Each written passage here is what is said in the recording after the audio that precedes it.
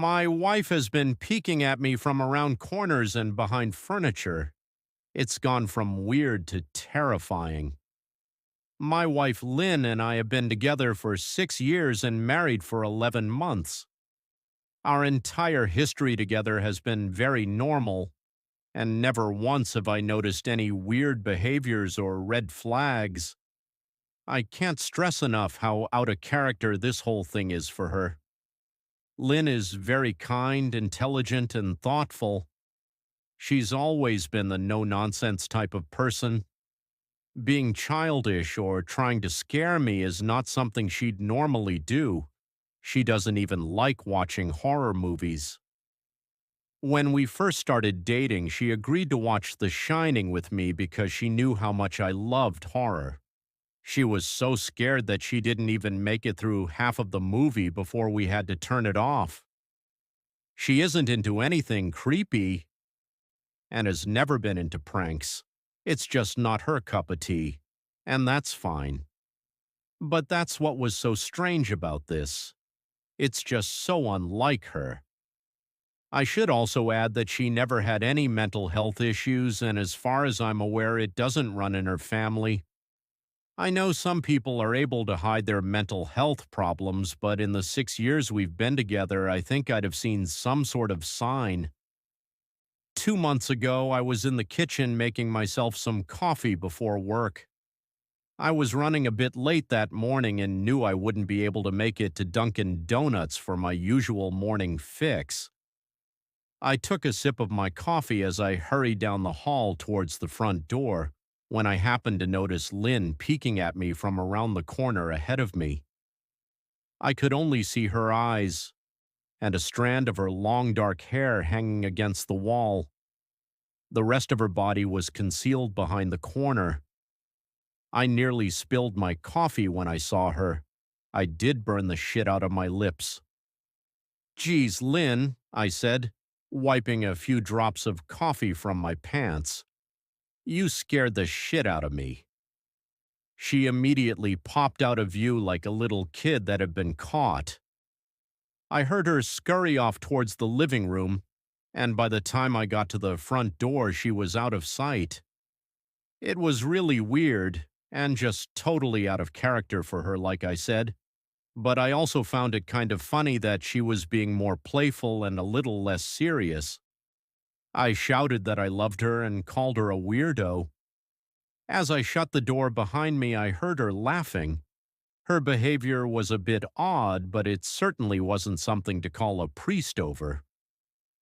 I forgot about it by lunch, and by the time I got home, she was her normal self. I didn't bring it up, and neither did she, and life went on. The next incident happened 3 days later. It was around 2 a.m., and I had woken up to get a drink. I was standing at the kitchen island, jug of vodka in hand, when I felt a strong feeling that I was being watched. For whatever reason, I looked down at the floor and saw my wife's smiling face staring back. She was peeking at me from the other side of the island, staring up at me with wide, unblinking eyes and grinning like the Cheshire Cat. I screamed, I'll admit it, not out of irritation but fear. For some reason at that moment I was scared. At the sound of my scream, Lynn scuttled backwards out of my view, her hands and feet smacking the tile floor as she hurried out of the kitchen on all fours. I didn't run after her or even yell after her. I just stood there frozen in shock, wondering what fuck had possessed her to do that. It took me a little longer than I'd like to admit to go back upstairs, but I eventually did. When I got to our bedroom, Lynn was lying on her side, asleep, or at least pretending to be. I stood there for a while, watching her breathing to be sure she really was asleep. I had the feeling she might jump out at me the moment I got into bed, but she didn't. I climbed into bed and she didn't even move. Her breathing was soft and deep, and I was starting to wonder if I'd dreamt the whole thing. The next morning, I waited for her to come down for coffee, and after handing her a mug and kissing her cheek, I decided to ask her about it. "What was that about last night?" I asked, keeping my tone light so I didn't offend or embarrass her.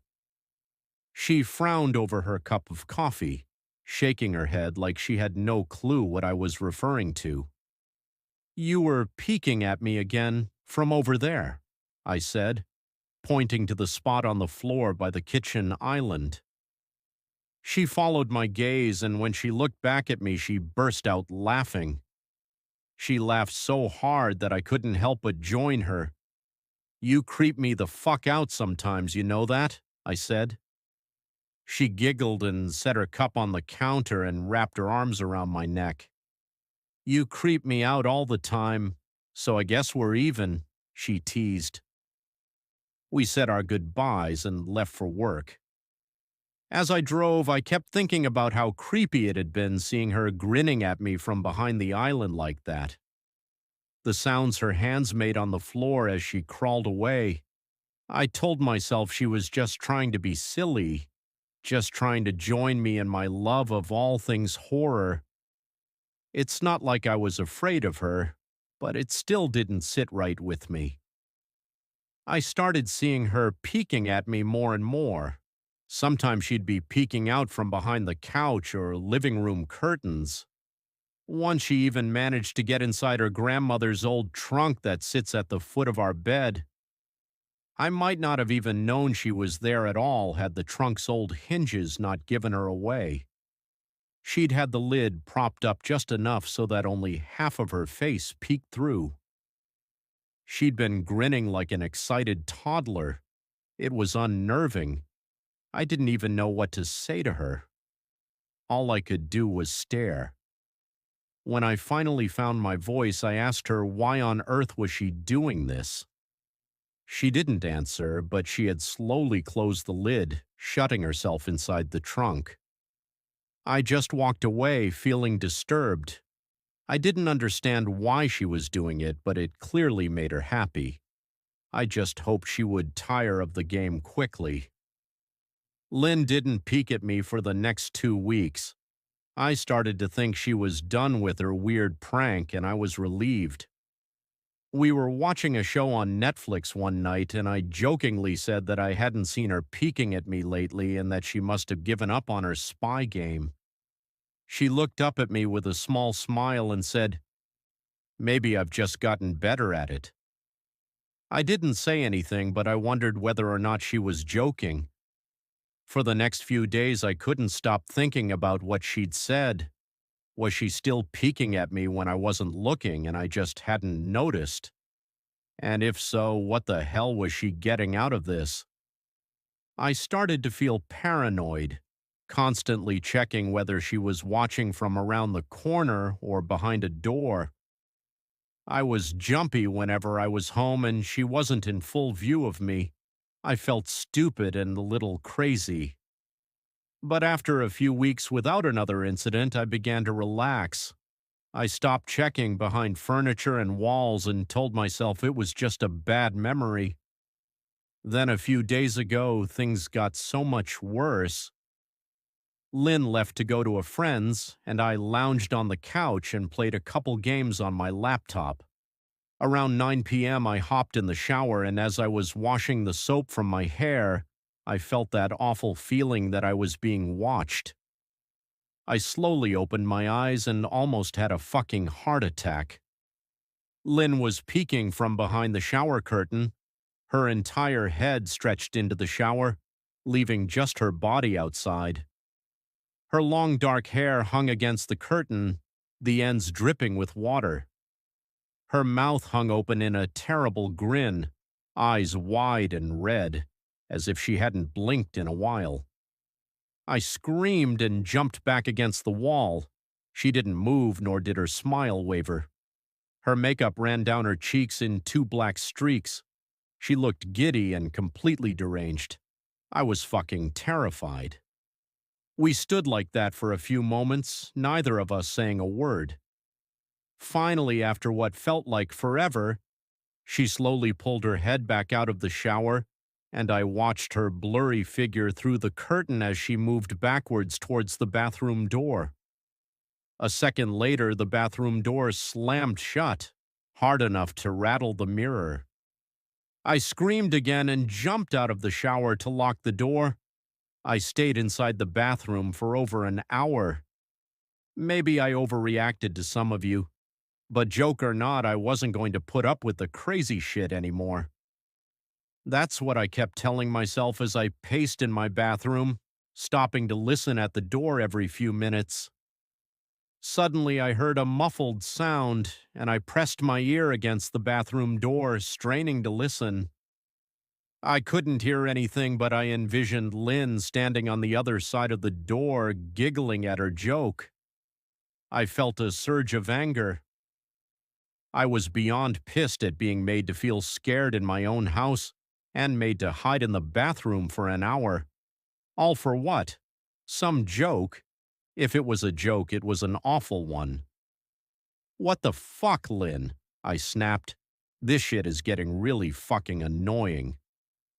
I waited for her to apologize or to call me a jerk, but instead I heard a faint moan, so quiet I wondered if I heard it at all, and then complete silence. Lynn, I called out, not able to even hide the shakiness in my voice.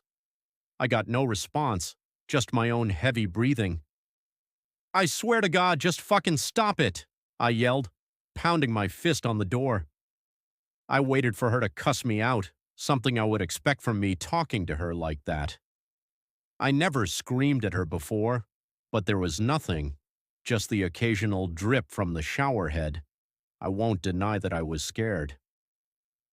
Too afraid to open the damn door and face my own wife. I waited another 30 minutes or so, which feels like a fucking lifetime when you're scared. Finally, I decided I wasn't going to spend the night hiding in my bathroom, so I got down on my knees and peered under the door. I almost expected to see her face peeking back at me, but thankfully I didn't. I could see straight down the hallway to the top of the stairs, but no Lynn. I didn't know if I should be happy about that or not. I looked for a few minutes, waiting to see her head pop up over the top step, but it never came. I stood up, my hand hovering over the door, and mentally prepared myself to open it. I slowly turned the lock with shaky fingers and was about to yank it open when I heard a sound that still makes me feel nauseous when I think about it. A moan, louder than before. But this time I was able to tell just where it was coming from. I turned my head to the closet door as if in slow motion and locked eyes with my wife, who was peeking out at me from the slight gap. Her eyes were still wide as ever, and her mouth was hanging open in the most grotesque gape and smile I'd ever seen. I didn't even scream. I was too scared for even that. Her hands were clasped to her chest, body trembling with sheer delight, as if she could barely contain her excitement. A short, raspy moan bubbled up from her throat, deep and raw, sending a shiver through my entire body. Somehow I found the ability to pull the bathroom door open and ran as fast as I could all the way down the steps, snagging my keys and phone from the table in the living room before running outside to my car. I could hear her shrill laughter behind me, but I didn't hear her getting closer. I didn't bother shutting the front door. I drove away from the house faster than I legally should have, shivering the entire time, either from fear or the cold. Maybe a little of both. I hadn't grabbed a coat or even a pair of shoes. I was still in my boxers and my hair was still damp. I drove straight to my brother Chris's house about 40 minutes away, ignoring any and every call and text I got. I didn't check my phone until I was safely parked in my brother's driveway. Lynn had called 4 times and sent a flurry of texts, all wondering where I'd gone and why I left like that. I threw my phone at the dash in a rage, furious at her nonchalant attitude. My brother and his wife were surprised to see me, especially dressed in just a pair of boxers, but told me to stay as long as I needed. Chris lent me some clothes and asked me what happened. I told him Lynn and I had a fight, but didn't get into the details. I didn't want him to think I was overreacting, leaving my wife over a prank, even if it was a strange one. I mean, hadn't I encouraged her for years to lighten up instead of being so serious all the time? I had wanted her to relax and loosen up, but this was definitely not what I'd had in mind. I tried to sleep on their sofa, but my brain wouldn't let me sleep. Every time I closed my eyes, I saw Lynn's face staring at me from inside the closet. Knowing she'd been in there with me the entire time made my skin crawl. She'd never left the fucking bathroom at all. Instead, she slipped inside the closet and slammed the bathroom door shut to fool me. The mere thought of going back home gave me anxiety. I tossed and turned, unable to sleep. Chris ended up giving me a sleeping pill so I was able to get a little rest. My sleep was filled with terrible dreams, all of Lynn's smiling face. I woke up just as the sun started to rise. My sore body ached from the sofa and I felt drained. I knew I'd have to call Lynn at some point, but I didn't know what to say to her. I wouldn't be going home unless she gave me her word she'd never do any more creepy shit. I just wanted my wife back. Her normal, serious self never looked so good to me. I was contemplating calling her and telling her that when that familiar feeling came over me. I was being watched. I was staring at the ceiling, my heart in my throat. I didn't want to look away, but the longer I ignored the feeling, the worse it got. My eyes drifted away from the ceiling almost on their own. Her face was pressed up against the window beside the couch, staring down at me with that same gaping smile. Drool dribbled down her lips, leaving 2 long streaks down the glass. I didn't know how long she'd been there, but something told me she'd been there quite a while, possibly all night. I didn't bother screaming, though I was afraid anger trumped any fear I felt at that moment. I jumped up from the couch and pounded my palm against the glass. "Lynn, are you crazy? What the hell is wrong with you? Just go home!" I shouted. "Now!" She didn't move, and her ghastly expression never changed. If anything, her smile only grew, as if she had never been more elated. I could hear Chris and his wife moving around upstairs, as if Lynn could hear them from her place outside. Her head twitched slightly in their direction, and she began to close her mouth slowly. Chris called my name from upstairs, obviously concerned. I turned to see him and his wife, Rebecca, hurrying down the steps. When I turned back to the window, Lynn was gone. The only sign she'd been there at all was the 2 streaks of drool still dripping down the glass. I tried explaining to Chris and Rebecca about waking up to see Lynn watching me through their window. They were skeptical. Who wouldn't be? Chris and I went outside to the spot in front of the window, but there were no footprints in the dirt, just a slight indent. Animal, probably, Chris guessed, and I didn't argue. He and Rebecca assumed I dreamt the entire episode, but they didn't understand, and I was too tired to explain it to them. I called out of work that day and turned my cell off. I didn't want to face Lynn. Just talking to her was too much for me at that point. I really started to believe something was irreversibly wrong with her, that no matter what promises she made, we'd never be the same again. The thought saddened me to my core. I cried most of the morning. By noon, I figured I was ready to confront her, give her one last chance to explain herself. I could at least give her that after 6 years, I told myself. I turned my phone on and saw the dozens of texts she'd sent, all from a seemingly concerned wife. "Can we talk? I love you. Please call me. I'm really worried. Can you answer? Just come home. And more of the same. All texts telling me she loved me and she wanted me home. How worried she was.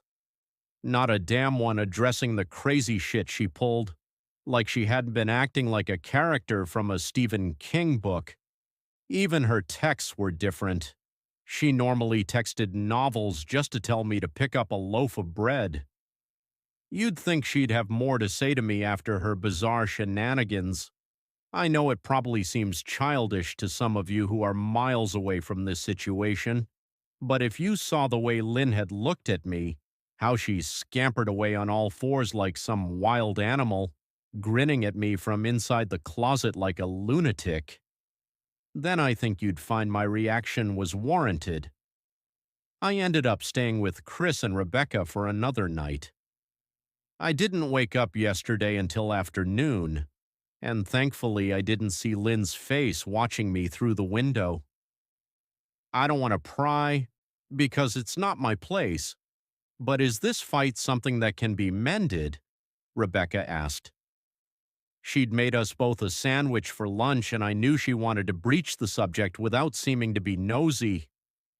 I don't know, she's like a different person, I said, choosing my words carefully. I still wasn't ready for her or Chris to know the full extent of the batshit craziness I'd been dealing with. People change, Ben, but she's still the same woman you married. Maybe you both just need to talk through your issues. Whatever's going on, I'm sure it can be fixed, she said, ever the peacemaker. I think it's beyond that now. I don't think talking would help. I just don't trust her, I said. The words stung in my heart. I missed and loved my wife, but how could I live with someone like that? Living in constant fear didn't sound too appealing. Lynn loves you. She has to be absolutely crushed, she said. I don't know about that, I said. Well, she certainly seemed like it to me. I've never seen her so upset. Very much unlike the Lynn I know, Rebecca said, shaking her head sadly. It took a full minute for her words to really sink in, and when they did, I felt dread worming its way through my skin. Wait, what do you mean? You saw her. You saw Lynn, I asked, my mouth suddenly dry. Rebecca nodded casually as if that fact wasn't nightmare fuel. Maybe for her it wasn't. She stopped by this morning just after Chris left for work, she said, cleaning the plates from the table. I didn't see her car, though. Maybe she took an Uber or something. Beck, what did she say? Did she come inside? I asked, sweat starting to break out on my forehead. I began looking around, examining corners as though a predator lurked behind them. No, she just asked if you were awake yet, and I said that you weren't. I asked if she wanted me to wake you, but she said no. Just said to let you sleep, she said as she washed the dishes. That's all? She didn't say anything else? I asked. No, she looked awful, though, like she hadn't slept in days. I think you should call her. I got up from the table and thanked Rebecca for lunch. I felt a little bit better at the knowledge that at least she hadn't come inside. Still, I needed to double-check that the doors were locked. I sat for a while trying to figure out what to do next. I didn't want to go home, but I felt that I owed it to Lynn to help her if I could. Hadn't I swore an oath to love and honor her through sickness and in health? Clearly, she was very sick. If she was sick, which I truly believe she was, I had to try and get her the help she needed. But I didn't even know where to start. I didn't want to call the police, and besides, what the hell was I going to tell them? That my wife was peeking at me, that she was being creepy. As bizarre as she'd been, she still hadn't committed any crime. Not yet, anyway. The police would have probably said that I was overreacting, but this wasn't some prank. It felt wrong. dangerous even, like something sinister lurked beneath her smile. I knew as her husband I was well within my rights to have her committed, but what if she simply acted normal in their presence? She'd obviously been able to fool Rebecca into thinking she was just a concerned wife. As long as the doctors didn't find her a danger to herself or others, they'd have no choice but to release her after 72 hours. I felt lost and overwhelmed, so I did what any husband in my position would do. I called her mother. I didn't want to, believe me. Her mother, Marianne, and I were never on the best of terms. We'd never fought or anything like that. She just wasn't a very warm person and wasn't really easy to get along with. She hardly ever smiled, and when she did, only her lips would move into a thin-lipped smile, leaving her eyes as blank as before. She gave off this aura that felt like she was permanently on the offensive.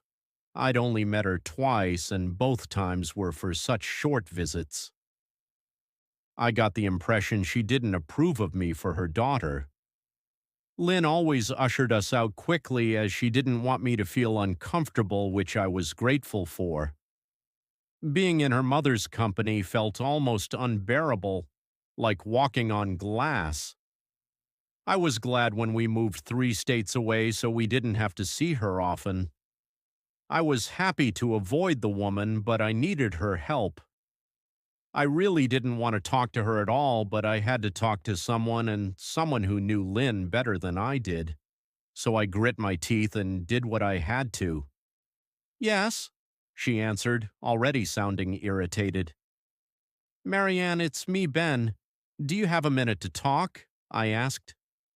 I could hear her cluck her tongue in irritation. "I'm in the middle of writing some checks, but if you insist, I suppose I can spare a moment." "What is it that you want to discuss, Benjamin?" she said coolly. "It's about Lynn. She's been acting strangely, and I was wondering if you had any idea whether there was something—" I was quickly interrupted. "It's a bit difficult to follow your rambling, Benjamin. What is that you want from me?" she asked. I could almost see her standing there in her thin sweater and slacks, tapping her fingernails impatiently on the table. "I wanted to know if you'd ever noticed any odd behavior, or possibly any mental health issues," I asked.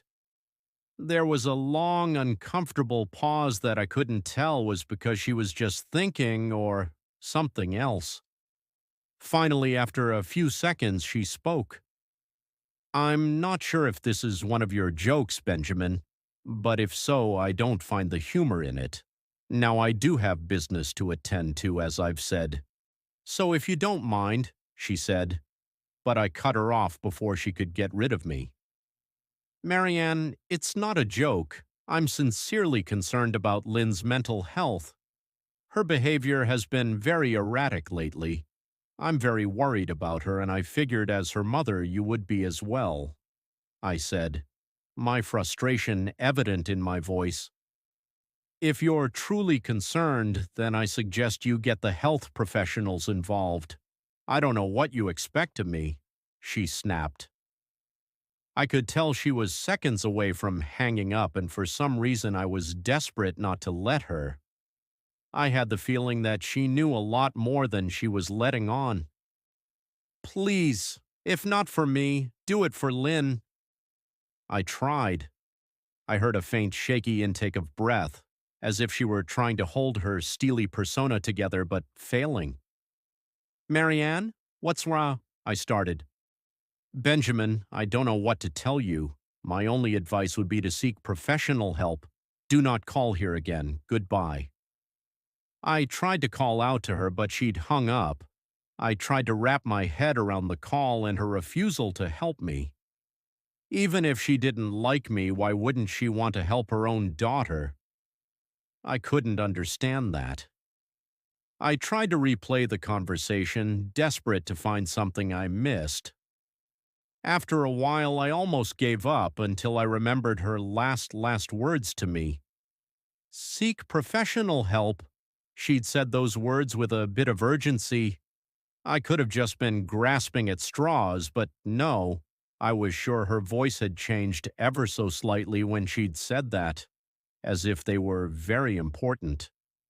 What had she meant? I assumed she'd been referring to medical professionals, but maybe she was referring to someone else. Someone that she didn't, for some reason, feel comfortable saying directly, or maybe I was just desperate. I waited for Chris to get home, and after a very long and exhausting conversation with him and Rebecca, I convinced them that Lynn truly needed psychiatric help. I didn't tell them everything. I wasn't prepared to go into it yet, but I told them about our last encounter. How she'd hidden in the bathroom, peeking at me from the closet. They were obviously shocked, but thankfully they believed me. They too just wanted to help her. Still, they didn't think it was all that serious. Weird, maybe, but not dangerous. They just kept saying that Lynn had to be playing some kind of weird joke. Maybe for YouTube, Rebecca offered, if only half-heartedly. Chris didn't think we should involve the police just yet. He offered instead to go with me, and I readily accepted.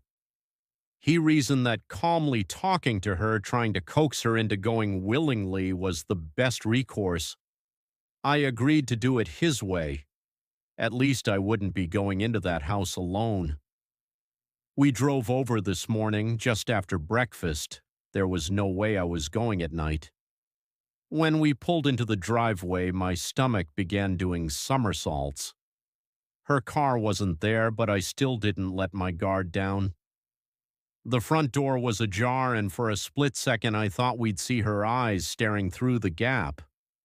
I was shaking and starting to sweat. Chris, however, was fine. He waited for me to open the door, his hands in his pockets like he was going on a fucking stroll through the park. I envied his ignorance. I pushed the door open and was immediately hit with the stench of rot. Chris smelled it too, and he walked in the house behind me with his nose scrunched up. "What do you guys use to clean the floors around here, shit?" Chris mumbled. "Shut up," I said, my eyes darting around for any signs of Lynn. The house was deadly quiet and dark despite being 10 in the morning. All the curtains were closed up tight, refusing to allow any sunlight inside. If I hadn't left it just 2 days prior, I'd have thought the house to be abandoned. We moved through each room, carefully checking any place that she might hide, occasionally calling her name. "Why the fuck are you looking under the couch?" Chris asked eventually. "Aren't we looking for your wife?" He was looking at me like I was a moron. "Let's just go upstairs," I whispered. He shook his head but followed me up the stairs to check the bathroom and spare bedroom. On the way up, my shoes crunched over pieces of glass that looked to be littered over a few of the steps.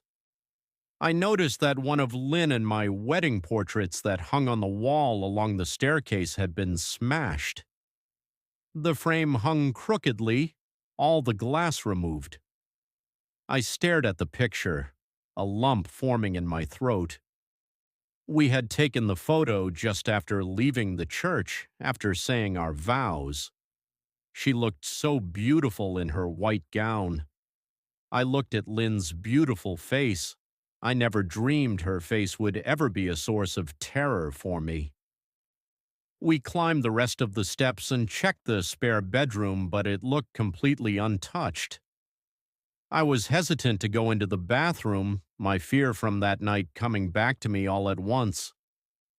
Chris noticed and offered to go in by himself, but I couldn't let him do that.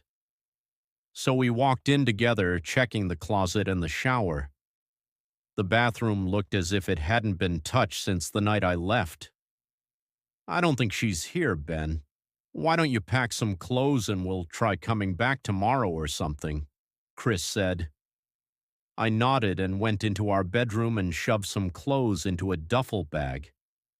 When I checked inside our closet, I came across the source of the smell and gagged. Chris took one look and lost all color in his face. He had to go stand by the stairs to get away from the sight and smell. I gazed down in shock at what lay inside my bedroom closet. Soaking into the rug were at least a dozen eyeballs, all carefully laid out in pairs. Some were as large as a quarter, while others were as tiny as a marble.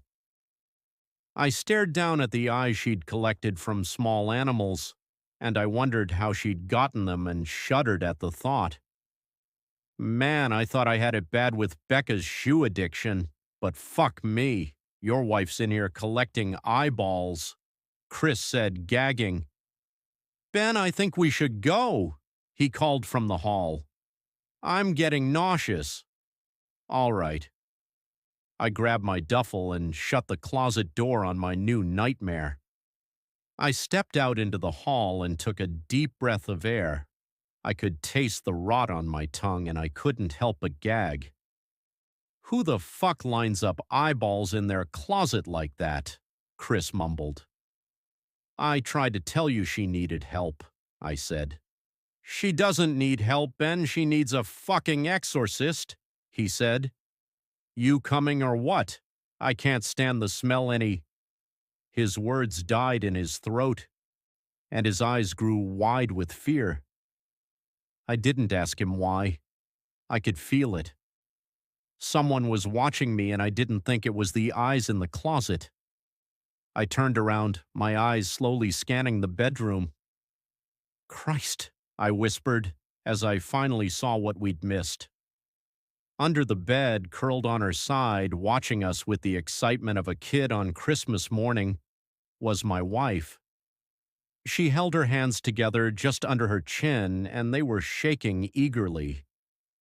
Now that she knew she'd been found, I could hear the quiet noises she was making, a sort of hiccuping sound in her throat, as if the excitement was just too much for her. It was unnerving to say the least, wide eyes and that same huge smile. Everything in me told me to run, but I forced it away. This was my wife. No matter how twisted, she was still the woman I married. I had to help her. Lynn, I said softly. She didn't respond, but her head bobbed back and forth in two quick little movements as if she were nodding. Baby, I just want to help, okay? Can you let me do that? I asked. I had taken a single step forward, approaching her like some kind of dangerous animal. I love you, Lynn, I said softly, taking another step closer. She let a tiny moan escape her wide-open mouth, and I had to resist the urge to run. Her shoulders were starting to quiver and her eyes grew as large as saucers. I crouched down so I could see her better, and immediately saw the blood. Her hands were covered in it. They trembled more the closer I got, as if she was barely able to contain herself. Lynn, are you hurt? You're bleeding, I said.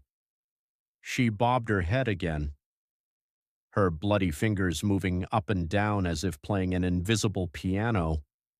They occasionally grazed her chin, leaving smears of blood on her skin. I wanted to recoil in disgust. The smell that was coming off of her was revolting. I could feel the vomit trying to climb up my throat. Her lips were dry and stretched thin, blood seeping between the cracks. I knew she wouldn't come out on her own, but I didn't want to leave her in the state she was in. I scooted closer and reached out to her. The excited hiccuping sounds got louder and her hands shook, fingers flexing. It was then that I could see the blood oozing from in between her fingers. Oh my God, Lynn, you're bleeding, I said. Instinctively, I reached out to take her hand, but before I could even touch her, her hand sprang out towards me. A sharp pain shot through my arm, and I fell back on my ass. My arm burned and I could see the blood dripping down onto the carpet. I looked back at her in shock and saw her grinning madly, her fingers clutching a large shard of glass. "You all right in there?" Chris asked from behind me. I turned my head slightly and nodded to him, cradling my arm to my chest. When I turned back to face Lynn, I saw that her focus had shifted. She wasn't looking at me anymore, and she wasn't smiling anymore either. She was staring past me, her eyes glaring at Chris the way a hungry lion might stare at an antelope. Her mouth was still hanging open, but it was twisted into a snarl. I got to my feet and began walking backwards down the hall, afraid to take my eyes off her. "Are you bleeding?" Chris asked. The moment the words left his mouth, Lynn started fast scooting out from under the bed, the glass shard still in her fist. "Chris, run, go!" I yelled. He must have been too afraid to move because a second later I felt my back bump into him. He was still standing at the top of the stairs, staring at the horror that was my wife. Lynn had crawled completely out from under the bed and stood in the bedroom doorway, her face twisted in rage. Her whole body was visibly tense. Blood ran down her fingers and onto the floor. "Jesus, Lynn," Chris said. "You, playing hide and seek?" I reached back and pushed him towards the steps. "Move your ass, Chris," I said as quietly but firmly as I could. Lynn bobbed her head in fast, sharp motions and began to grin, stretching her mouth open wider and wider so that her chin seemed to touch her chest. I heard Chris mutter a prayer and then he was running down the stairs. I stood at the top of the steps, stuck between the love for a woman who clearly needed serious help and self-preservation. "I only want to help," I said, choking back tears. Her eyes focused on me once again as she slowly lifted the glass, holding it out in front of her. And then she started sprinting towards me, grinning with utter excitement. Thankfully, my body took over and I flew down the stairs, skipping 2 or 3 at a time. I made it to the front door before I felt her leap onto my back, wrapping her arms around my neck, her open mouth next to my ear so that I could hear those terrible hiccuping sounds up close. I shook her off me, knocking her to the floor. I felt a searing pain in my back as she went, but I tore open the front door and bolted to my car. Chris was standing in the front yard talking on the phone with the police. I didn't say a word, I just ran to my car and jumped in. Chris took the hint and followed me. Still on the line with 911, I watched the rear view mirror, sure I'd see her there, running after us. But I never did. I went straight to the ER and got 11 stitches in my arm and 3 on my back. The police asked a lot of questions and went back to the house to do a search, but of course Lynn wasn't there. They advised me to stay with a friend or relative for a while and to file a restraining order as soon as I could, but none of those things would matter. Somehow I just knew. I dropped Chris off at home and went to a motel an hour away. I wanted to put as much distance between me and Lynn as I could. This is where I've been for the last 4 hours. I thought maybe the police would find her. Maybe they'd get her the help she desperately needs. But now I don't think so. Because 40 minutes ago I got a text from an unknown number, just 3 words, "I found you," and a picture attached. The picture was dark and grainy, but I instantly knew what it was. There was no mistaking my wife's eye. I started typing this out immediately after. I don't know what to do. I'm alone and scared, and I can't help but feel that I'm being watched. Story. I don't know when you're going to read this, but I can tell you when it started. I was out for a walk alone in the woods when the entity came for me. It was beyond a blur. It was, for lack of a better term, absence of meaning. Where it hid, there were no trees. Where it crept closer, there was no grass. Through the arc it leapt at me. There was no breeze of motion. There was no air at all. As it struck, I felt the distinct sensation of claws puncturing me somewhere unseen, somewhere I'd never felt before. My hands and arms and legs and torso seemed fine and I wasn't bleeding, but I knew I'd been injured somehow. As I fearfully ran back home, I could tell that I was less. I was vaguely tired and it was hard to focus at times. The solution at that early stage was easy. A big cup of coffee helped me feel normal again. For a while, that subtle drain on my spirit became lost in the ebb and flow of caffeine in my system. You could say my life began that week, actually, because that was when I met Mar. She and I got along great, though, to be honest. I'm pretty sure I fell in love with her over the phone before we even met. It was almost as if the strong emotions of that first week made the entity fight back. It was still with me, latched onto some invisible part of my being. The first few incidents were minor and I hardly worried about them. The color of a neighbor's car changed from dark blue to black one morning, and I stared at it before shaking my head and shrugging off the difference. 2 days later at work, a coworker's name changed from Fred to Dan.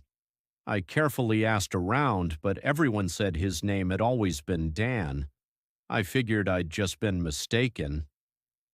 Then, as ridiculous as this sounds, I was peeing in my bathroom at home when I suddenly found myself on a random street. I was still in my pajamas, pants down, and urinating, but now in full view of a dozen people at a bus stop. Horrified, I pulled up my clothes and ran before someone called the cops. I did manage to get home, but the experience forced me to admit that I was still in danger. The entity was doing something to me and I didn't understand how to fight back. Mar showed up that evening, but she had her own key. "Hey," I asked her with confusion, "how'd you get a key?" She just laughed. "You're cute. Are you sure you're okay with this?"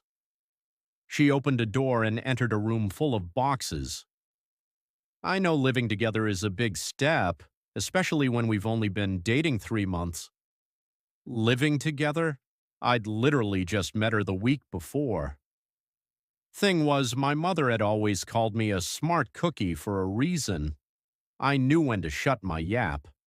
Instead of causing a scene, I told her everything was fine, and then I went straight to my room and began investigating. My things were just as I had left them, with no sign of a 3-month gap in habitation, but I did find something out of the ordinary: the date. I shivered angrily as I processed the truth. The entity had eaten 3 months of my life. What the hell was I facing?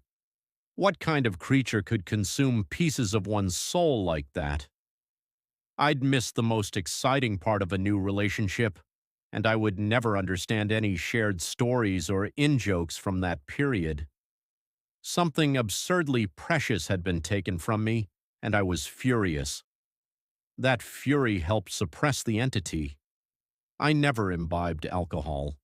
I drank coffee religiously. I checked the date every time I woke up. For 3 years, I managed to live each day while observing nothing more than minor alterations. A social fact here and there, someone's job, how many kids they had, that sort of thing, the layout of nearby streets, the time my favorite television show aired, that kind of thing. Always, those changes reminded me the creature still had its claws sunk into my spirit. Not once in 3 years did I ever let myself zone out. One day I grew careless. I let myself get really into the season finale of my favorite show. It was gripping, a fantastic story. Right at the height of the action, a young boy came up to my lounger and shook my arm. Surprised, I asked, "Who are you?" How did you get in here?" He laughed and smiled brightly. "Silly daddy." My heart sank in my chest. I knew immediately what had happened. After a few masked questions, I discovered that he was 2 years old and that he was my son. The agony and heartache filling my chest was nearly unbearable. Not only had I missed the birth of my son, I would never see or know the first years of his life. Mar and I had obviously gotten married and started a family in the time I'd lost, and I had no idea what joys or pains those years contained. It was snowing outside. Holding my sudden son in my lap, I sat and watched the flakes fall outside. What kind of life was this going to be if slips in concentration could cost me years? I had to get help. The church had no idea what to do. The priest didn't believe me and told me I had a health issue rather than some sort of possession. The doctors didn't have any clue. Nothing showed up on all their scans and tests, but they happily took my money in return for nothing. By the time I ran out of options, I decided to tell Mar. There was no way to know what this all looked like from her side. What was I like when I wasn't there? Did I still take our son to school? Did I still do my job? Clearly I did, because she seemed to be none the wiser, but I still had a horrible feeling that something must have been missing in her life when I wasn't actually home inside my own head. But the night I set up a nice dinner in preparation, she arrived not by unlocking the front door but by knocking on it. I answered and found that she was in a nice dress. She was happily surprised by the settings on the table. "A fancy dinner for a second date? I knew you were sweet on me." Thank the Lord I knew when to keep my mouth shut. If I'd gone on about being married and having a son, she might have run for the hills. Instead, I took her coat and sat down for our second date. Through carefully crafted questions, I managed to deduce the truth. This really was our second date. She saw relief and happiness in me, but interpreted that as dating jitters. I was just excited to realize that the entity wasn't necessarily eating whole portions of my life. The symptoms, as I was beginning to understand them, were more like the consequences of a shattered soul. The creature had wounded me, broken me into pieces. Perhaps I was to live my life out of order, but at least I would actually get to live it. And so it went for a few years, from my perspective. While minor changes in politics or geography would happen daily, major shifts in my mental location only happened every couple months. When I found myself in a new place and time in my life, I just shut up and listened, making sure to get the lay of the land before doing anything to avoid making mistakes.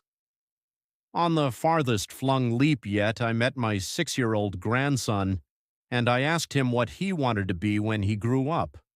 He said, "Writer." I told him that was a fine idea. Then I was back in month 2 of my relationship with Mar, and I had the best night with her on the riverfront. When I say the best, I mean the best. Knowing how special she would become to me, I asked her to move in. I got to live through what I'd missed the first go-around, and I came to understand that I was never mentally absent. I would always be there, eventually. When we were moving her boxes in, she stopped for a moment and said she marveled at my great love, as if I'd known her for a lifetime and never once doubted she was the one. That was the first time I'd truly laughed freely and wholeheartedly since the entity had wounded me.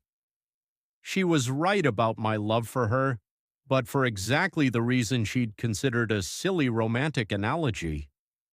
I had known her my whole life, and I'd come to terms with my situation and found peace with it. It wasn't so bad to have sneak peeks at all the best parts ahead, but of course I wouldn't be writing this if it hadn't gotten worse. The entity was still with me. It had not wounded me and departed like I'd wanted to believe.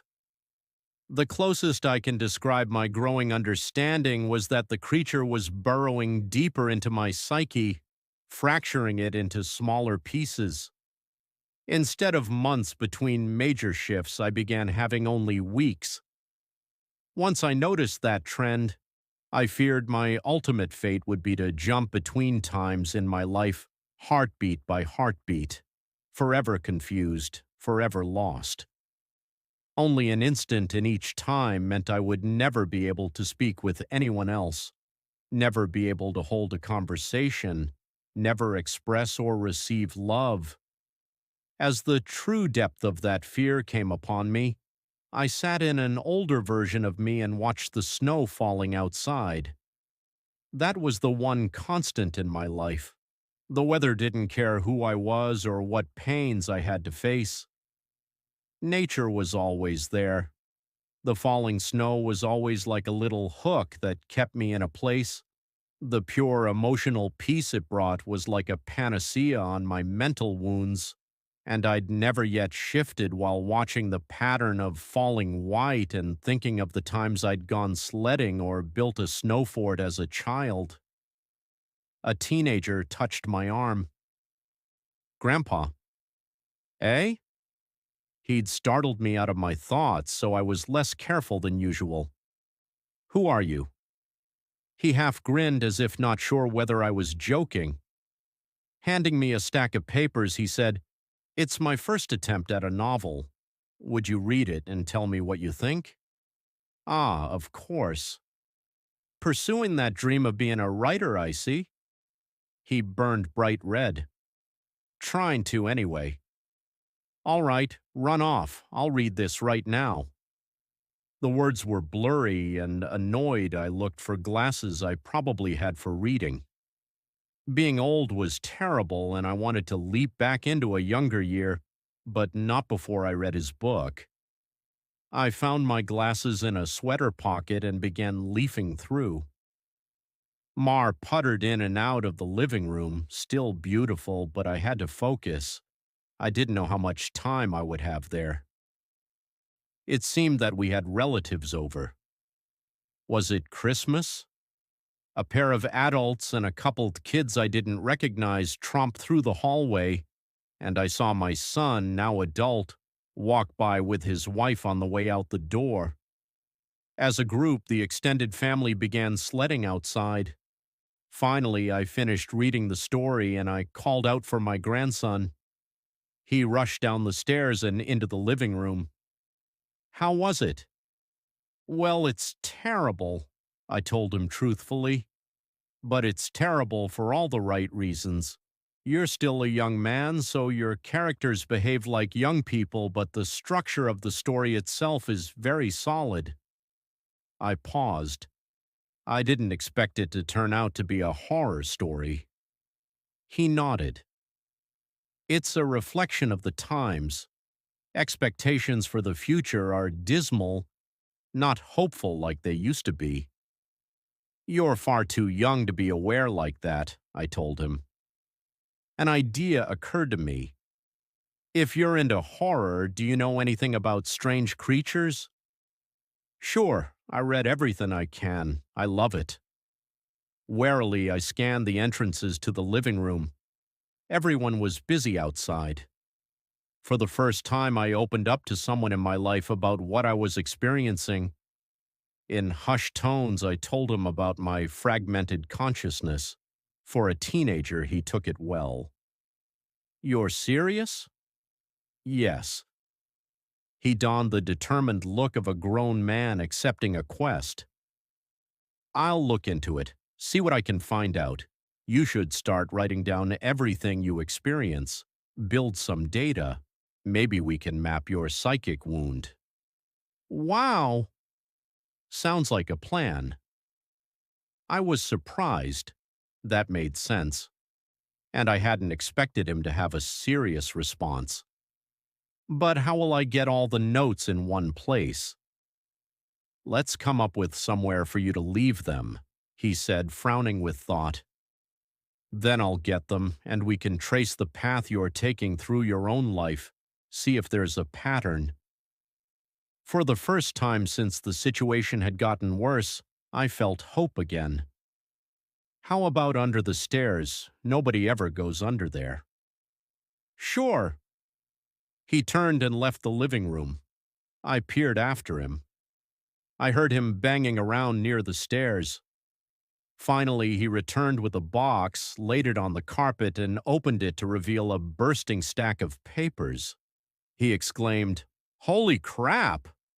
But of course, being a teenager, he didn't really say crap. Taken aback, I blinked rapidly, forgiving his cussing because of the shock. Did I write those? He looked up at me with wonder. Yeah, or you will. You still have to write them and put them under the stairs after this. He gazed back down at the papers, then covered the box. So you probably shouldn't see what they say. That could get weird. That much I understood. Right. He gulped.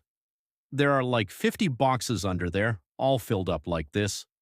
Deciphering these will take a very long time. His tone dropped to deadly seriousness. But I will save you, Grandpa, because I don't think anyone else can. Tears flowed down my cheeks then, and I couldn't help but sob once or twice. I hadn't realized how lonely I'd become in my shifting prison of awareness until I finally had someone who understood. Thank you. Thank you so much. And then I was young again and at work on a random Tuesday. Once the sadness and relief faded, anger and determination replaced them. After I finished my work, I grabbed some paper and began writing. While the week shifted around me, while those weeks became days and then hours, I wrote every single spare moment about when and where I thought I was. I put them under the stairs out of order. My first box was actually the 30th, and my last box was the first. Once I had over 50 boxes written from my perspective, and once my shifting became a matter of minutes, I knew it was up to my grandson to take it from there. I put my head down and stopped looking. I couldn't stand the river of changing awareness any longer. Names and places and dates and jobs and colors and people were all wrong and different. I'd never been older. I sat watching the snow fall. A man of at least 30 that I vaguely recognized entered the room. Come on, I think I finally figured it out. I was so frail that moving was painful. Are you him? Are you my grandson? Yes. He took me to a room filled with strange equipment and sat me in a rubber chair facing a large mirror twice the height of a man.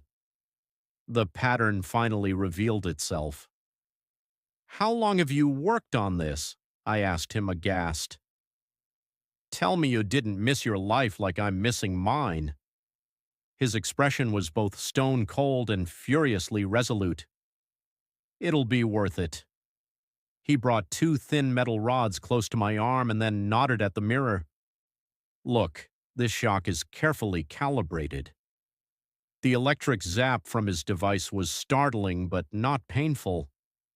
In the mirror, I saw a rapid arcing light silhouette appear above my head and shoulder. The electricity moved through the creature like a wave, briefly revealing the terrible nature of what was happening to me. A bulging, leech-like mouth was wrapped around the back of my head, coming down to my eyebrows and touching each ear, and its slug-like body ran over my shoulder and into my very soul. It was a parasite, and it was feeding on my mind. My now adult grandson held my hand as I took in the horror. After a moment, he asked, "Removing it is going to hurt very badly. Are you up for this?" Fearful, I asked, "Is Mar here?" His face softened. No, not for a few years now. I could tell from his reaction what had happened, but I didn't want it to be true. How? We have this conversation a lot, he responded. Are you sure you want to know? It never makes you feel better. Tears brimmed in my eyes. Then I don't care if it hurts or if I die. I don't want to stay in a time where she's not alive. He made a sympathetic noise of understanding and then returned to his machines to hook several wires, diodes, and other bits of technology to my limbs and forehead. While he did so, he talked. I've worked for 2 decades to figure this out, and I've had a ton of help from other researchers of the occult. This parasite doesn't technically exist in our plane.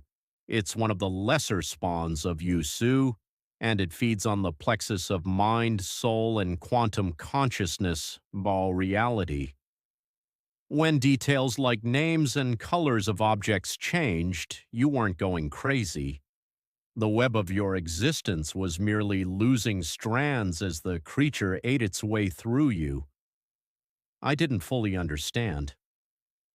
I looked up in confusion as he placed a circlet of electronics like a crown on my head in exact line with where the parasite's mouth had ringed me.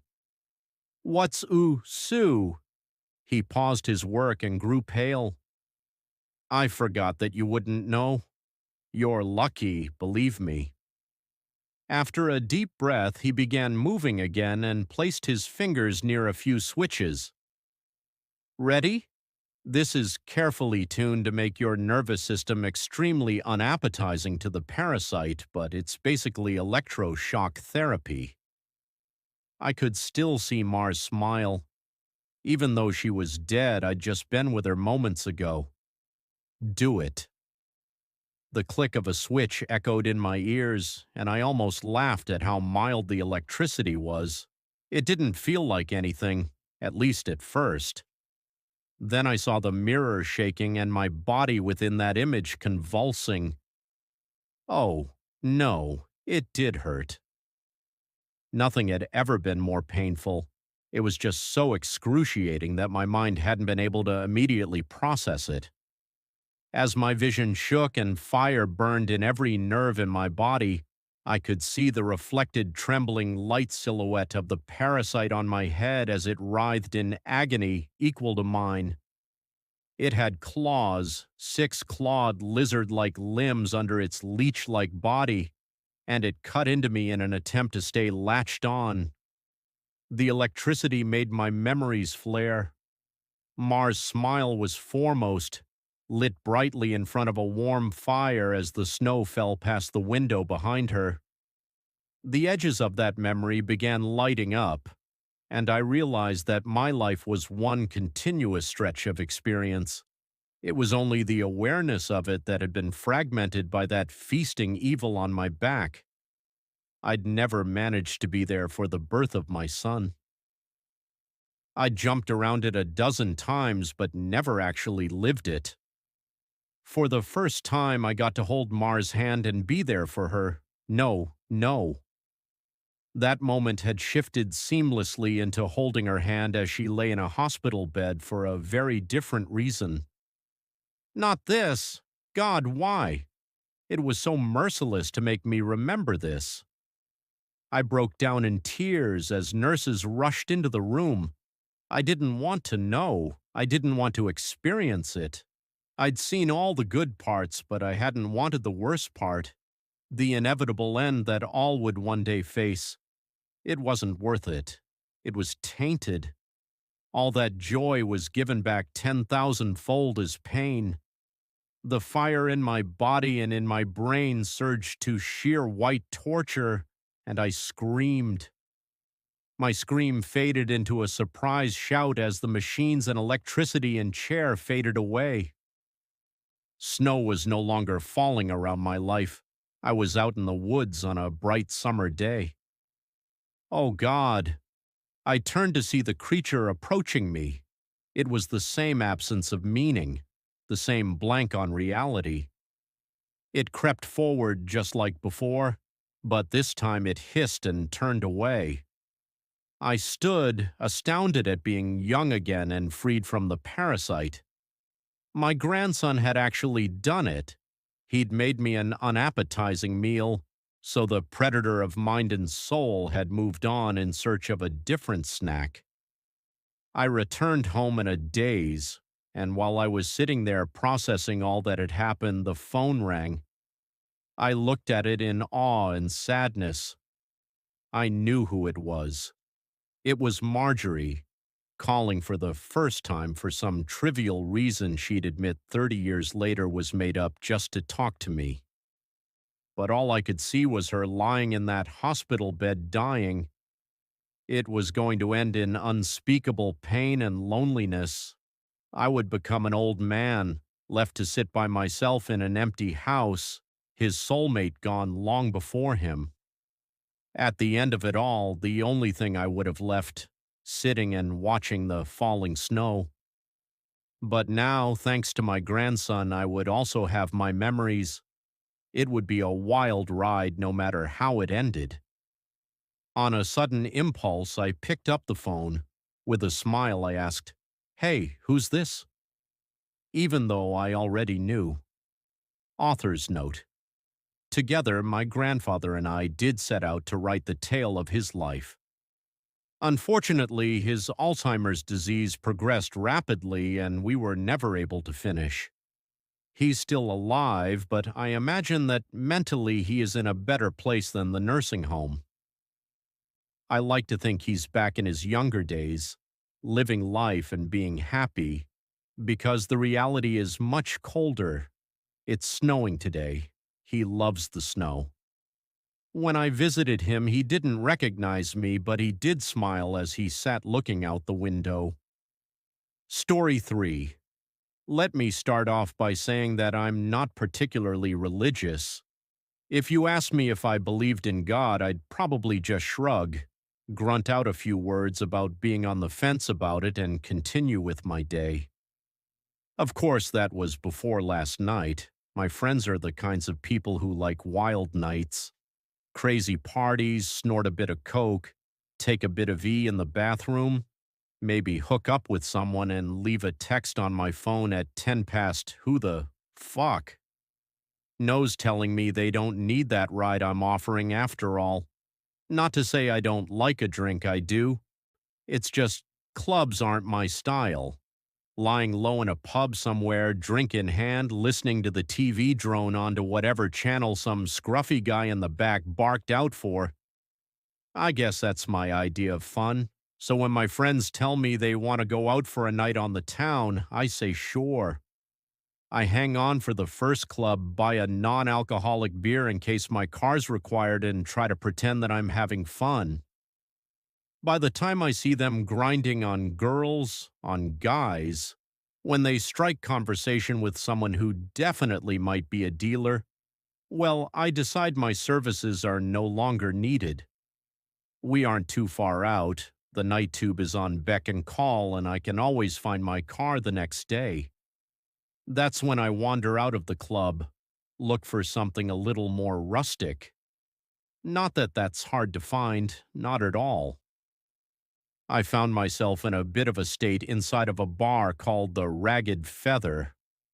Wasn't a fan of the name all that much, but the drinks were cheap and the largest demographic seemed to be middle-aged men watching reruns of the football. I tried to pretend I hadn't just staggered out of a club with my ears ringing.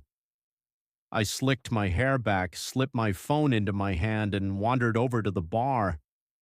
I took a double shot of whiskey and drank it in one hit. Just because I wasn't at the club didn't mean I couldn't have a good time. I hung at the bar a while on my own, scrolled through my phone pretending I was doing something far more impressive than I really was. I kept an ear out for the guys on the sofas. They'd get vocal every now and then. I think the football was just running highlights, but they were incredibly dedicated to their teams. I got another whiskey and bled into the background. Of course, stragglers from clubs are commonplace. It wasn't long until some scantily dressed women staggered in, laughing, chuckling, pointing for where they wanted to sit. I saw a guy walk in with his friend slung over his shoulder, catatonic most likely. He threw his friend onto one of the leather sofas ingrained with beer and smokes and demanded 2 pints of water and all the peanuts the bar had in stock. The bartenders seemed bitterly amused. Some of the girls were taking selfies, Snapchatting their friends who were still at the club. They were ordering shots, gearing themselves up for the next leg of their night. A couple blokes wandered in with curries and takeout trays. I saw someone eat a Big Mac on the outside, seating through the window. This was a night for the young and inebriated, and my mind was just dulled enough by the whiskey to enjoy the characters I could watch peaceably without interacting with. That is, until someone slipped into the seat next to me. Do I look like a girl with daddy issues? She was of average height, although that wasn't apparent immediately due to the fact that she was leaning her arms heavily against the bar. She was slim, with short and astoundingly bright red hair. It framed her round face, a face that was marred with smudged eyeshadow, smudged lipstick. Hell, it looked like her makeup was in the process of melting right from her face. There was a chip knotted into a curl in her hair just by her forehead. The drunk side of me was actually tempted to pick it out. The girl was clearly drunk, and as I looked around the bar, I couldn't quite place where she had come from. She didn't belong to the crowd of selfie takers. She wasn't with the catatonic guys. I hope for her safety that she wasn't with the middle-aged men. I tried to look out the window to see if maybe a group was missing one inebriated, bright-haired girl, but I couldn't. The window had fogged up. Too much heat inside, not enough outside. "Are you okay?" I asked her. She pointed her finger at me. "Answer my question," she slurred. I really wasn't sure what to say. I settled on staring at her awkwardly, trying to answer her with the bemused expression on my face. The girl's lips curled into a drunken smile. She snorted, placing a hand over her mouth to smother her laughter. It only really aided the deconstruction of her lipstick. "I do, you know," she said, pushing herself up a little against the bar. "Have daddy issues, I mean, in case that wasn't obvious." She gestured to herself, to the mussed clothing that must have looked quite spectacular when she'd left home that evening, to the stains that looked a lot like old food, the sticky residue on her neck and shoulders that was quite obviously a thrown drink. "What happened?" I asked her. Her hair had curled around her neck, I realized. It was sticky with that same substance. She was a wreck. "I got in a couple of fights, no big deal," she said, shrugging. "Didn't start any, of course. No, I don't do that, but my father—" "Your dad did this to you?" She smiled brightly.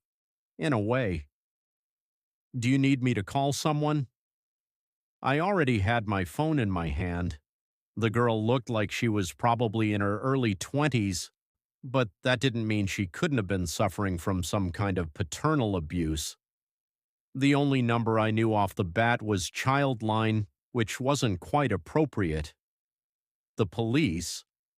Jesus, was I going to have to deal with the cops tonight, while my friends were snorting coke not 2 doors down? The girl pushed my hand down firmly. She was already shaking her head. "No," she told me. "I don't want you to call anyone." Now her expression changed. It wasn't the attempted sultry look I'd seen on many girls of her state. It was open and wide and engaging. She wanted something from me, and I felt compelled to give it to her. "I want something else." "What do you want?" I asked her. "To tell you a story," the girl said before glancing to the bar, "and for you to buy me a drink.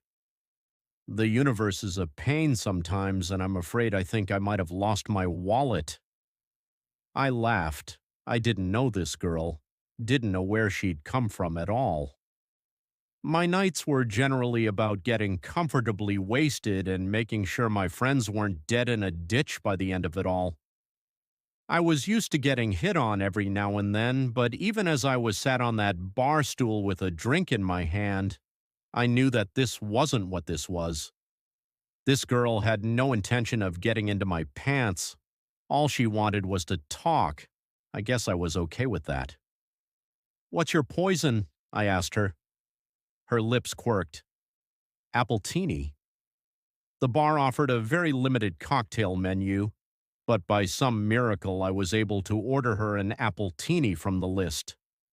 I ordered a cider to go with it, suddenly a little too aware of where this night could go. I'd unthinkingly supplied this liquored-up stranger with even more alcohol, and she had clearly had a rough night of it. A part of my old instinct came back, the same instinct that had me texting my friends every few hours to make sure they hadn't wandered off to somewhere dangerous beyond the club. With no one but the bartender aware of our existence on these stools, I realized that I was suddenly responsible for this very drunk stranger. The girl coddled her drink, running her finger delicately over the rim of the muggy martini glass. "This takes me back," the girl said amiably. She looked at me suddenly, her green eyes startling. "You know what this was called originally." She smirked before I could answer. "An Adam's apple martini." I snorted. "Yeah, I think I've heard that before." "Of course. It wasn't actually an apple," she continued, eyes moving back to her glass. "The text translated that part wrongly, mostly because you people don't have a word for it anymore. The fruit was incredibly exotic, and to be honest, it doesn't exist in this realm of existence. Only Eden." She laughed dreamily. "And Eden's long gone." I stared at her. "Are you okay?" It was more honest than the last time I'd asked her, mostly because I was beginning to feel a little dread creep into my stomach. "Of course," the girl said, grinning widely. "Why do you keep asking?" "I mean," I stuttered, "I just now don't take this the wrong way or anything, but you look like someone poured their drink over me," the girl asked. "Like someone else threw their kebab on my dress and another unpleasant chap littered me with his fish and chips? That I have been hit, slapped around a bit, and left in the gutter for the rats to find me." She held my eyes for an incredibly long time before her face broke out into a grin. "Yeah, something like that." "Why would they do that?" I asked. "Why wouldn't they?" the girl shot back. "People aren't that great, and alcohol makes them worse." She shrugged. "Sometimes makes them better. Nicer, a little looser in the sack, but mostly just annoying and a little smelly." I looked at her. I watched her knock back her drink. She exuded the intelligence to know just how ironic her words were, but she was neither caring nor apologetic about them. The girl looked at me again. "You bought me a drink. Now you can listen to my story." I nodded wordlessly. She smiled, pointing at the bartender and then at her drink. The bartender was already making her another. "Eden," the girl said, reiterating her earlier babble as though the words had only just come out of her mouth. "They always think that's my fault, you know. The reason Adam and Eve got kicked out of their perfect little nudist paradise." She shot me a knowing glance. "Only in Eden can you sit on the grass butt naked and not get a pine cone stuck in your crack." I blinked. "I'm sorry," I said. "I'm not following." "Sorry," the girl said. "My story won't make any sense without a proper introduction." She reached out her hand. "Hello, my name's Lucifer." She winked. "But you can call me Lucy." There's an uncomfortable heat that stretches through your veins when you first go into fight or flight mode. Adrenaline pounds through your blood, and all you want to do is get up and go. It overrides everything else. A lot of things made sense when the girl told me her name. For starters, that she was crazy. She had to be. She looked like she'd been attacked on 4 separate occasions in one night, and up until that moment, I hadn't known how that could be possible. Behind the melty makeup and dirty clothes, she was rather attractive, and her attitude hadn't come off as catty or rude. If she'd been going around telling people she was the devil, though, that gets a reaction out of people. I suddenly felt myself looking at her wrist, down towards her ankles. Did she have some kind of cuff on from one of those mental institutions? Had she broken out of hospital after a nasty bump on the head? Was any of this even happening at all? I really would have to call the cops. "I know what you're thinking," the girl Lucy said. "You're thinking that I'm crazy, that you need to get out of here. Maybe you even think I'm aggressive." "Are you?" I asked her. "Would I be here with you, drinking apple teenies if I were?" she asked, fluttering her eyelashes. "Would you look the way you do if you weren't?" I shot back. She grinned, toasting her new glass. "Touché." Unthinkingly, I clinked my cider against it. Then I frowned. She chuckled, leaning closer. "Let's have a little wager," she said. "Let me tell you my story, and if you believe me when I'm done, you can't go about trying to get me locked away somewhere." I stared at her. If I ended up believing you, then why would I do that? She smirked, sipping her drink. "You'd be surprised what people do when they believe you're the devil." "And you do this often?" I asked. "Tell people you're Satan?" She snorted into her drink. "Not as often as I should, but it's been a rough day and a hell of a long lifetime. I'd like to have a chat if that's all right with you."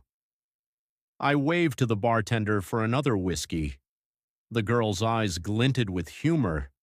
I wasn't necessarily trapped with her, but a part of me didn't want to leave without first hearing what she had to say.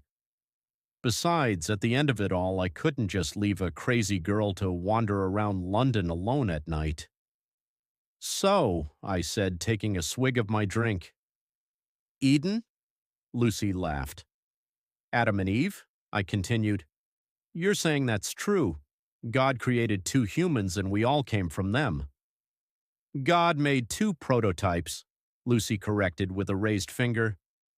"My father created angels as his toy soldiers, but he had failed to make anything like himself. After us, it was his next big project, and he spent every waking hour of existence slaving over his 2 prototypes. He gave them a perfect utopia to live inside of, but he wanted to test them. He wanted to know whether they had free will." "And did they?" Lucy's face soured. "No, my father could never bring himself to go that far. He tempted them with the idea of knowledge beyond their understanding and told them exactly what they could do to claim it as their own. But to be able to create a being that could go against his law? Oh, my father is a very controlling being. He was afraid to unleash that ability onto them."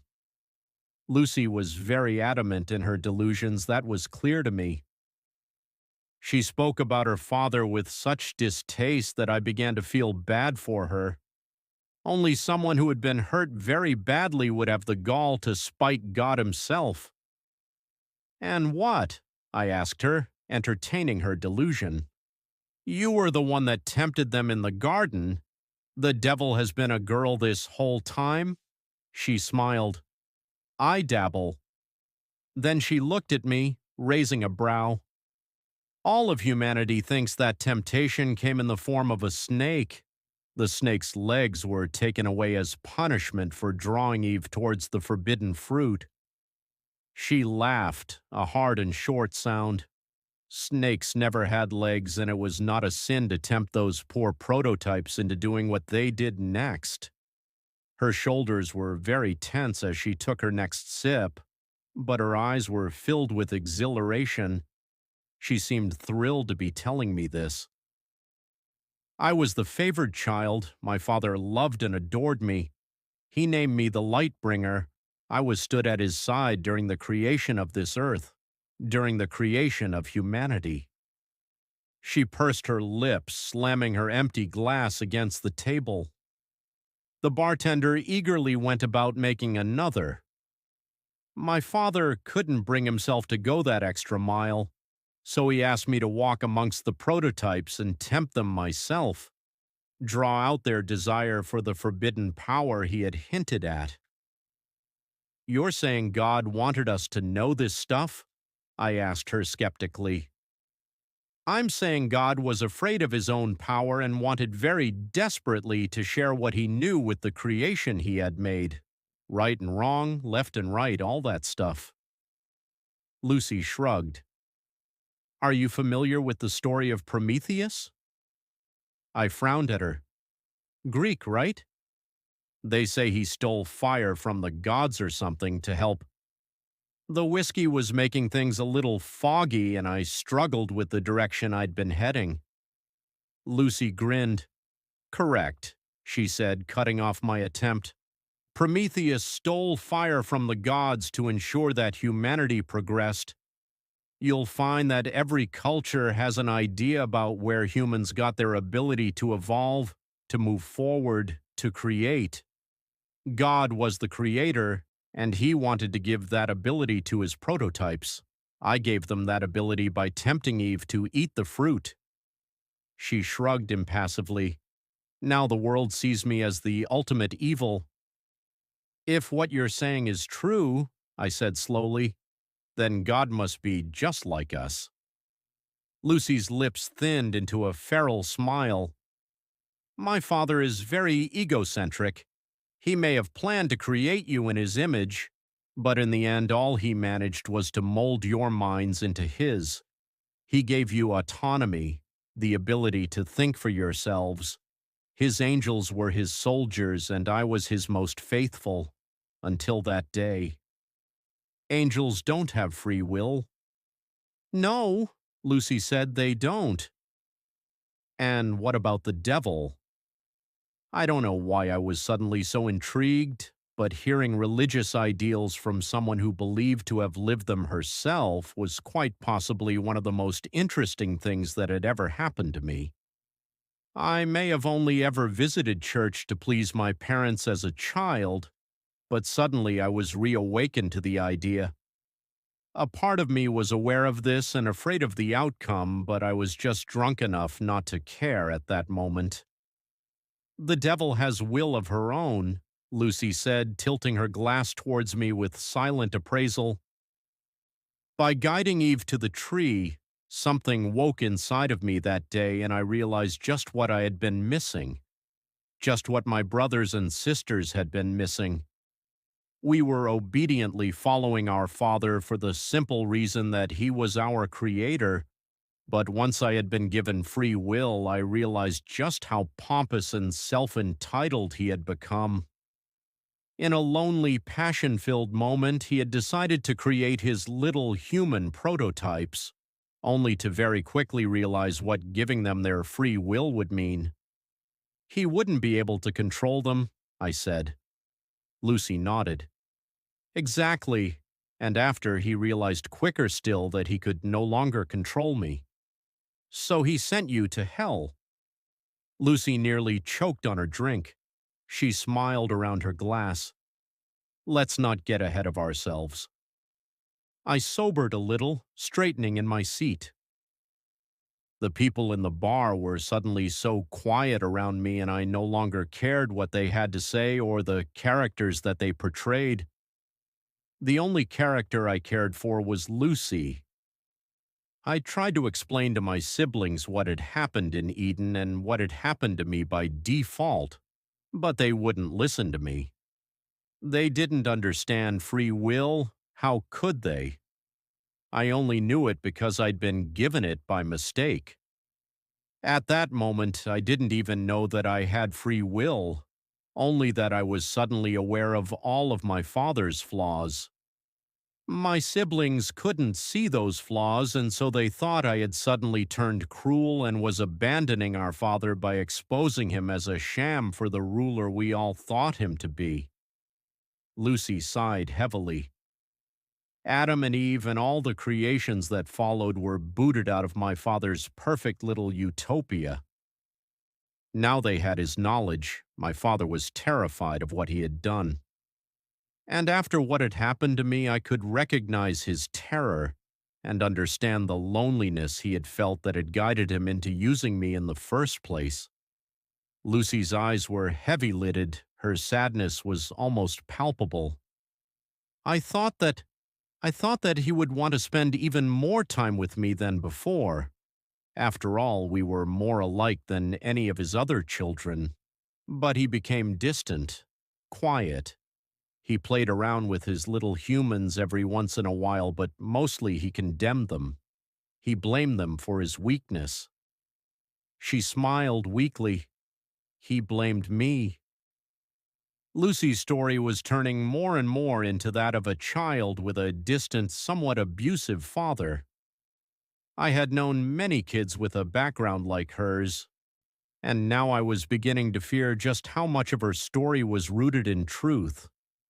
I'd heard that it was easier to sink into fantasy when you had been abused, and I wondered if that was the reason for her story, for her desperation to share it with me, a complete and total stranger. I respected her wager. Whether or not I liked it, I felt compelled to let her tell me her whole story before I tried to judge or unravel it. I sat quietly, letting her come around as she played with the last of her drink. It became clear, Lucy said after a long moment's pause, that I no longer belonged where I was. I couldn't follow my father's plan because I could see that he no longer had one. My siblings refused to see reason, and so eventually I was met by many of them, headed by my father. He told me all that I feared. He told me that I no longer belonged where I was. I wasn't an angel anymore. I was no longer his light bringer, his Lucifer. I was a mutation of his will, and so he extracted me from grace, and I fell. A long silence stretched between us, only interrupted when the bartender poured us 2 new drinks. Lucy drank hers reflectively. I didn't touch mine. I am afraid, Lucy said quietly, that this is the part that generally makes people want to punch me in the face. Why? I asked. Because your dad threw you out? I paused, trying to abide to her metaphor. That he put you in hell. Lucy laughed sadly. Ah, humans. My father gave you his way of thinking, and look at you. She shook her head. No, not because he put me in hell. Then why? I fell to earth, Lucy said. Father gave me dominion of the one place he thought I would fit in. Humans had free will, so did I. What is the saying, a match made in heaven? She snorted dismally. Of course, that's not quite right, is it? When I fell, I was faced with a humanity that was so different from my father's little prototypes. Her tone had changed. There was an aggression behind her words that began to unsettle me all over again. I saw emperors and kings, governments and churches. I saw corporations who claimed to be rulers, presidents, and big fat dictators. And I watched. I watched as humanity fought and lost, and finally, just finally, they gave up altogether. They were no longer able to rise up to all the greed and control set upon them. There was just too much to change, and humans soon realized they just weren't as free as they thought they were. Sure, they live under the illusion that they have free lives, but most of them simply do not. She clicked her tongue. I grew to loathe you all. Then she took another hit of her drink. I can see what you mean, I said, allowing my gaze, for the first time since meeting her, to graze over the other individuals in the bar. At the girls playing with their phones, the boys trying desperately to sober up, the men enraptured with their game of football on the telly. We all led very different lives, and we were all here to get drunk, to lose ourselves in entertainment. It hadn't been the first time that I'd wondered what we were hiding from by doing this, and I knew then that I wasn't the only person to think it. You hide behind your alcohol and poor choices and pretend you have free will, Lucy said, waving her hand across the room. No one paid us any attention. It's true. My father gave you the will to make those decisions, but you squander it. The free will I fell to provide to all of you, the free will I was given by a twisted mistake, and you make a mockery of it. You follow senseless leaders without questioning them. You abide by laws made centuries ago that no longer make sense. You do these things because you have given up on the opportunity to follow the will of your own, not of others. That isn't all of us, though, is it? I asked her, trying for some reason to defend our species from the mad young woman. Because you see it on the news all the time, don't you? People do rise up, we do protest. People can make a difference. Lucy laughed bitterly, nibbling the rim of her glass. Really? She said. You can sit here and say that it can't be all bad because of the few that refuse to conform, those you call your rebels. They make up for it all. She grinned around her glass. By that logic, I am the biggest rebel of them all. Am I expected to make up for all your sorry mistakes? By your logic, I said, you should be punishing it, right? If that's what this metaphor is all about. I laughed. I couldn't help myself. I took a sip of my drink. Is this whole story just so you can tell me that you think we're all going to hell? If so, I think I can see why people want to punch you. Lucy didn't say a word. Simply she watched me. It felt unnerving to have someone like her watching me like that, with an intelligence that went beyond anything I'd come across at gone midnight in a seedy bar.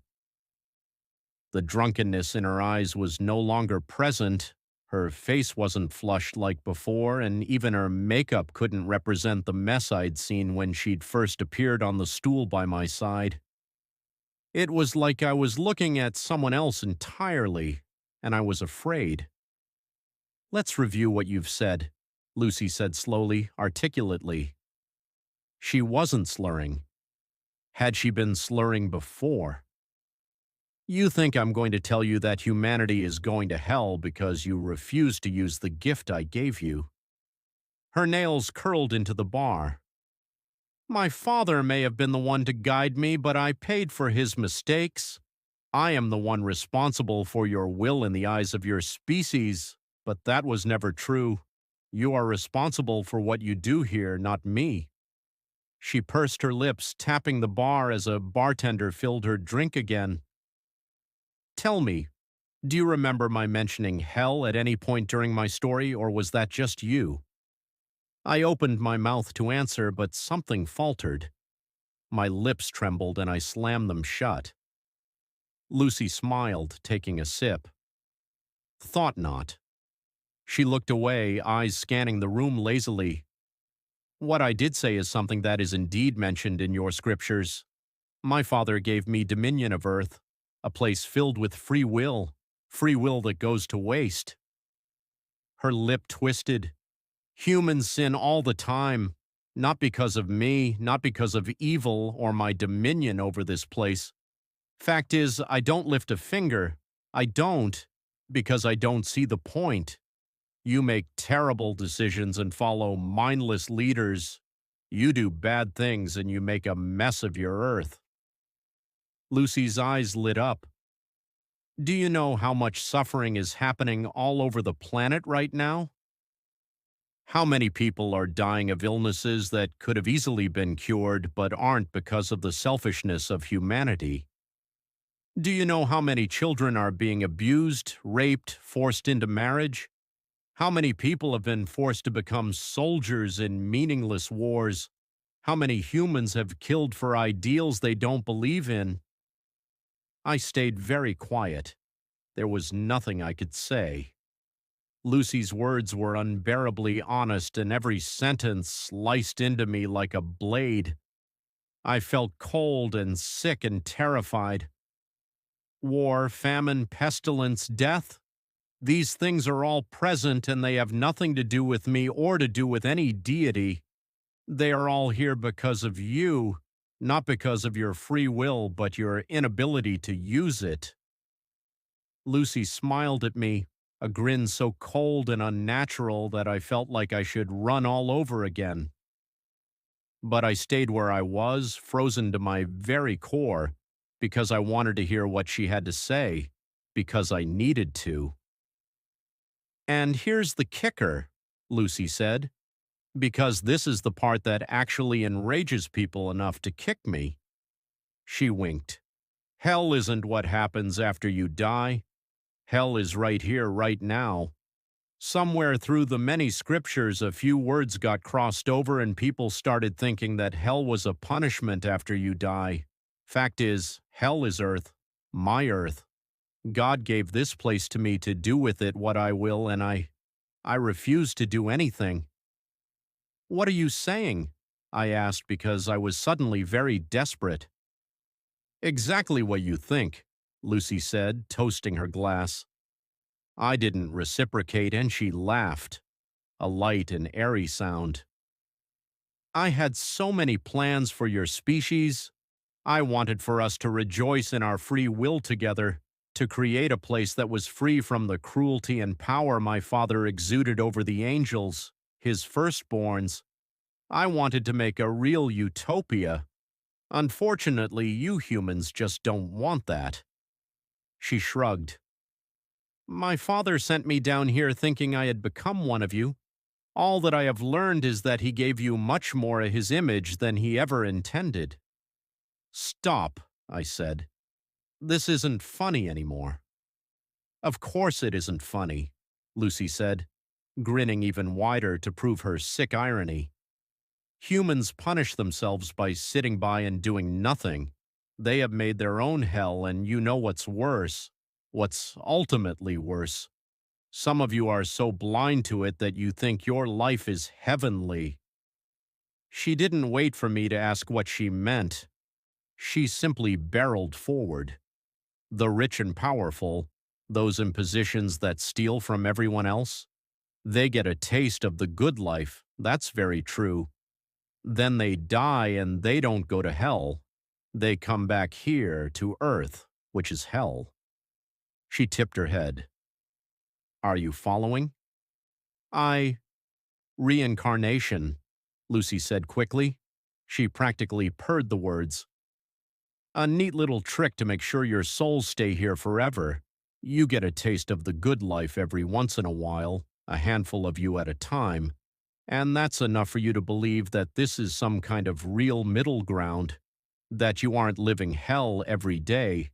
Then you die. You die for a moment and then you're in the body of someone facing the realities of hell. But of course, you never remember the time you spent in a better life. A part of you just has that inkling to hope. That's all. Hope makes you think that it can all get better. She slammed her drink so hard against the counter that it shattered. I didn't do anything, not even when flecks of glass littered my hands.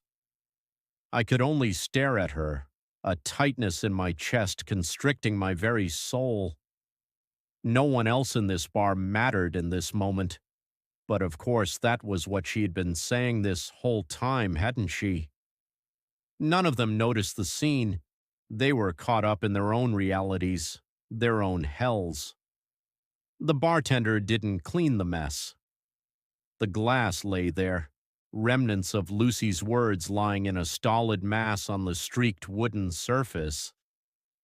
It never gets better, Lucy spat. You are stuck in a loop, and until you do something about it, you will never be free. None of you. And I won't do a thing to stop it. How? I asked.